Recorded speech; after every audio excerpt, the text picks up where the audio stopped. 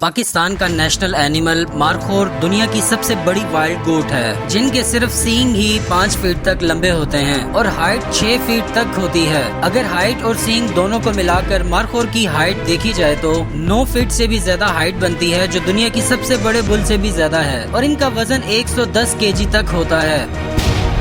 सानन गोट दुनिया की सबसे ज्यादा दूध देने वाली गोट ब्रीड है। इनकी हाइट 3.6 फीट तक और वजन 90 केजी तक होता है। ये गोट्स रोजाना 5 लीटर तक दूध देती हैं। बोआ गोट दुनिया की सबसे मस्कुलर मीट ब्रीड है। इनकी हाइट 3.3 फीट तक होती है और वजन 140 केजी तक जा सकता है। इनका body frame broad chest, strong legs और हैवी शोल्डर्स के साथ बिल्कुल बीस्ट जैसा होता है।